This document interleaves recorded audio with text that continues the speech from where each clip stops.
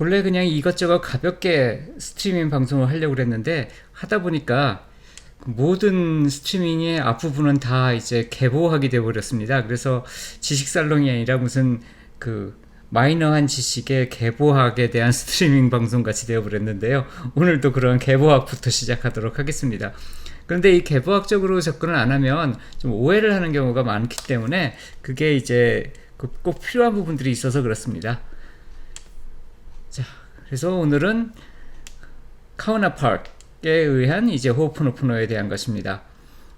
제가 이제 호오포노포노에 대해서 책을 쓴 지가 좀 꽤 됐는데요. 초창기에 나온 책들 중에 하나죠. 제가 쓴 책이. 그랬는데 이제 벌써 세월이 많이 흘렀고, 그리고 그동안에도 개인적으로 연구도 좀 많이 했고, 조사도 좀 하고 했더니, 초창기 때 썼던 거가 내용 자체는 특히 뭐 문제가 될 거가 없는데, 특별히. 근데 이렇게 역사적인 부분이나 이런 것에서 조금 미비한 부분들이 있어서 그것도 한 번쯤 좀 정리를 해야겠다 하는 생각이 있어서 그래서 이제 스트리밍 이번에 호오포노포노에 대해서 하게 됐습니다. 호오포노포노에 대해서 전혀 잘 모르시는 분들도 계실 텐데요. 원래는 하와이에 전해지는 샤머니즘 또는 인디안 샤먼들이 했다고 하는 그런 주술적인 내용이었습니다.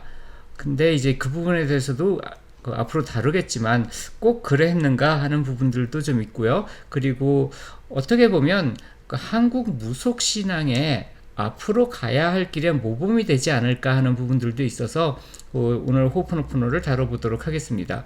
호오포노포노는 현재는 크게 분류를 한다 그러면 자기개발 쪽에 들어갑니다.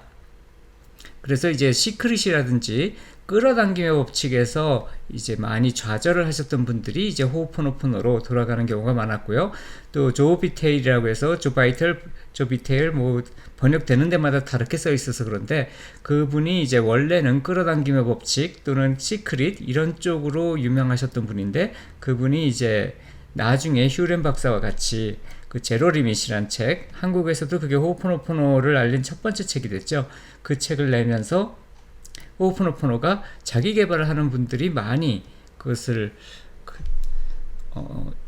공부하고 또 실천하는 그런 방법이 되었습니다. 근데 생각 외로 많은 분들이 처음엔 별거 아닌 것 같은데 하면 할수록 오리무중에 빠진 것 같다. 도대체 이게 뭔지 모르겠다 하는 분들이 많으셔서 한번 다시 정리해 보도록 하겠습니다. 이걸 개보학적으로 따져보면 그렇게 어려운 것은 아니거든요. 그리고 굉장히 명확하게 이해할 수 있을 겁니다. 저도 처음에 이거를 이런 식으로 정리하지 않았었기 때문에 심리학이라든지 이런 것들과 연결지어서 생각을 했었는데 전혀 그런 것과 상관이 없고요. 오히려 이제 개신교 중에 하나인 성공회하고 밀접한 관계가 있습니다. 어떻게 제가 하는 스트리밍은 따져보면 다 기승전 기독교로 빠지는데 우리 시대가 거의 80%는 개신교가 만들어 놓은 거라고 생각해도 될 정도로 그렇게 되어 있기 때문에 어쩔 수가 없습니다.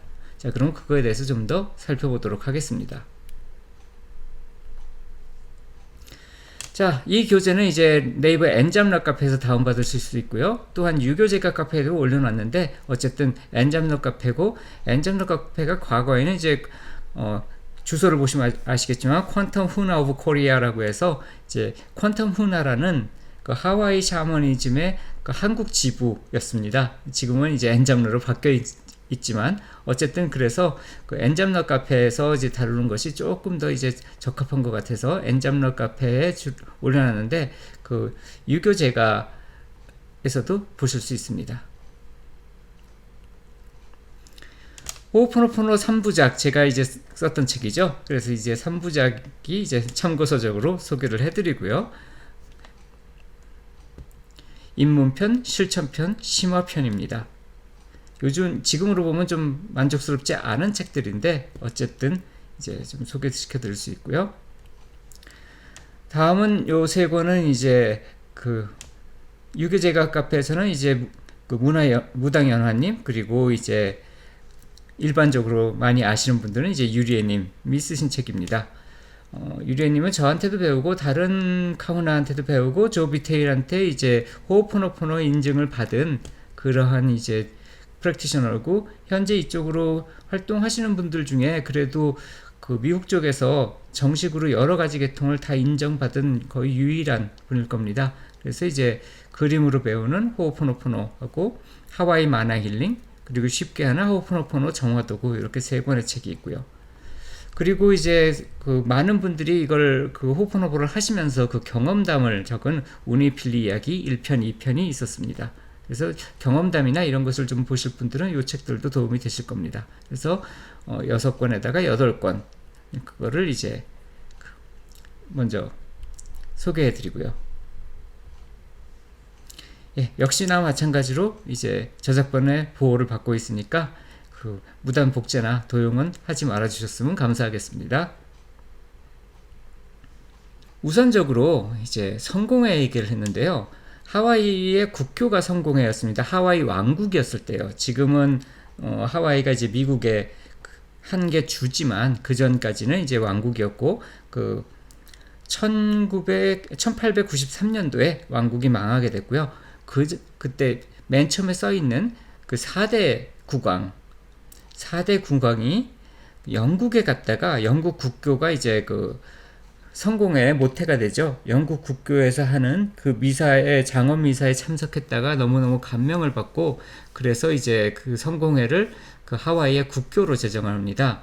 그래서 4대, 5대, 6대, 7대, 8대 왕이 올 때까지 5대 왕조가 이제 다 그 성공회 기독교를 믿고, 그리고 그 성공회가 사회 전반에 펼쳐져 갔습니다. 1855년이면 우리나라로 치면 이제 조선 말기 정도 됐죠. 그러니까 조선 말기부터 지금 현재까지 성공회가 이제 메인 종교인 겁니다. 그러니까 호오포노포노의 성공회에 영향이 들어있지 않다고 말할 수가 없는 거죠. 당연히 이제 이런 문학 안에서 만들어진 것이 호오포노포노라든지 후나라든지 이런 것입니다.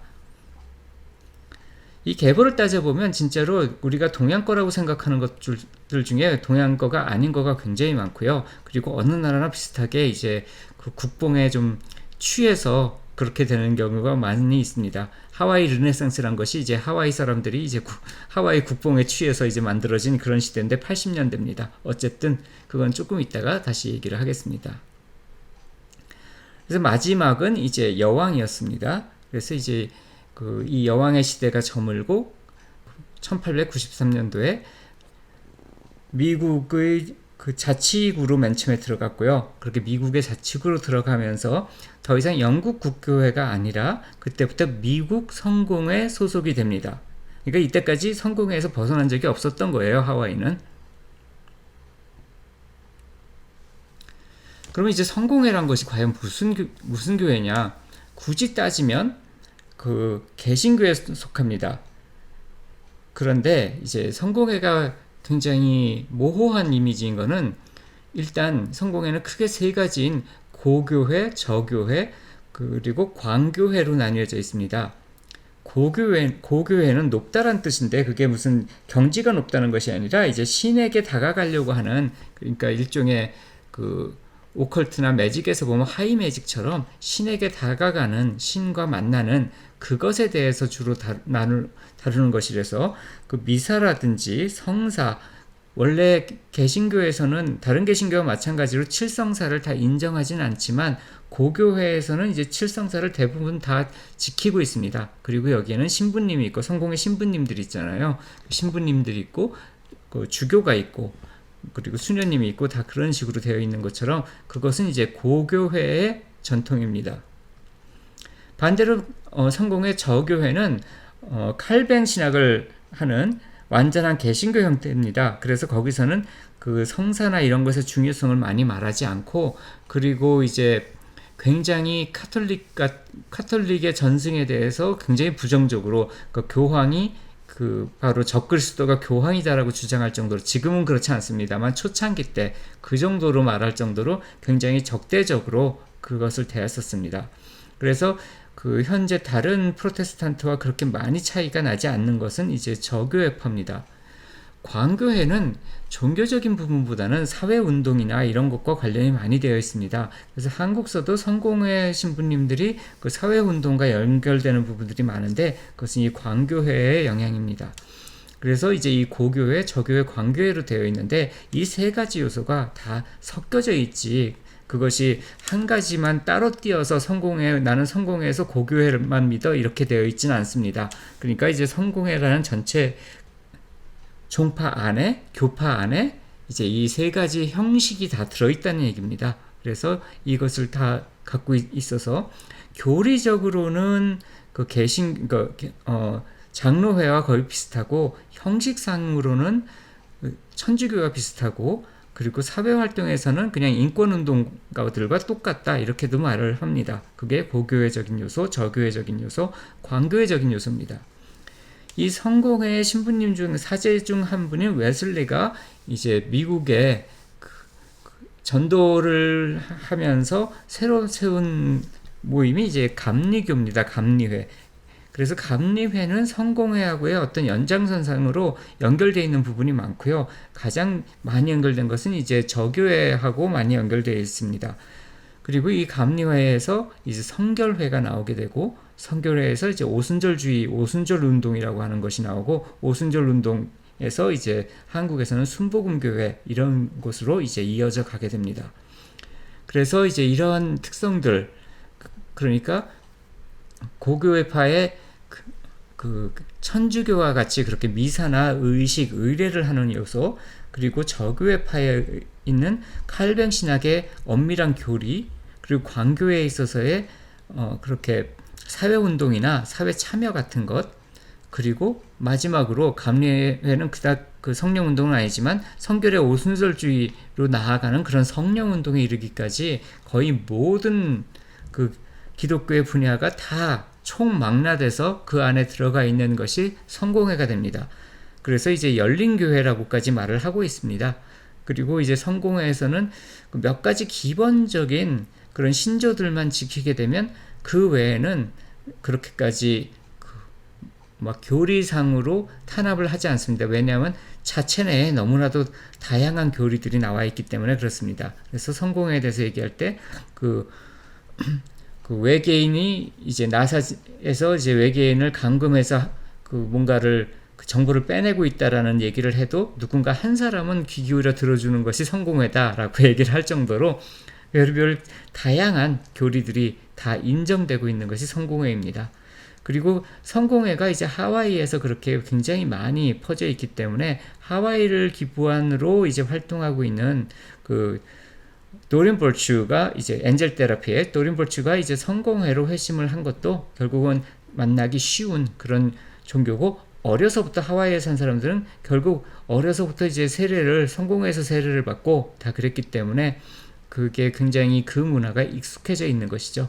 그래서 성공회가 이제 하와이는 거의 그 하와이 자체 내에 어떤 토속적인 것보다 더 뿌리 깊게 들어가 있는 것이 그 성공회의 그 신학이 더 뿌리 깊게 들어있다, 이 정도 생각을 하시면 될 것 같습니다. 다음으로 이제 호오포노포노 중요 인물에 대해서 좀 살펴볼 텐데요. 첫 번째로 이제 윌리엄 브리검이라는 분이 굉장히 많은 그 하와이 전통 민속적인 자료를 많이 수집을 했습니다. 그래서 이제 비숍 뮤지엄이라는 그런 박물관의 원장으로 있었고요. 그래서 이제 1898년부터 1918년까지 거기에 있으면서 굉장히 많은 양의 그런 자료를 정리했습니다. 그 중에서 마법이나 주술과 같은 그러한 자료들을 넘겨준 경우가 이제 맥스 프리덤 롱인데, 맥스 프리덤 롱이 이제 그 윌리엄 브리검으로부터 그런 자료를 받았다 그러는데, 현재 새로 나오는 주장들에서는 둘이 만났는지도 모르겠다, 그 자료가 그 자료인지도 모르겠다, 이렇게 비판을 많이 받고 있습니다. 이 부분에 있어서는 저는 이제 맥스 프리덤 롱의 그 라인이기 때문에 또 그렇게 생각할 수도 있는 부분인데, 하와이의 경우는 인종차별이 다른 지역에 비해서 그렇게 적은 데가 아닙니다. 단 특징은 반대 인종차별입니다. 백인이 인종차별을 받습니다.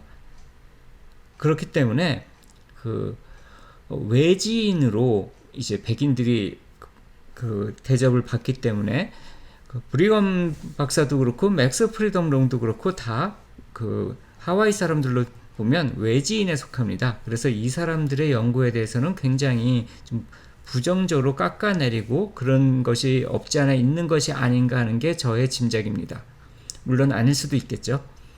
어쨌든 호오포노포노를 그 제대로 다시 그 재구축을 한 사람은 그 다음에 나오는 메어리 카웨나 푸쿠이라는 분입니다.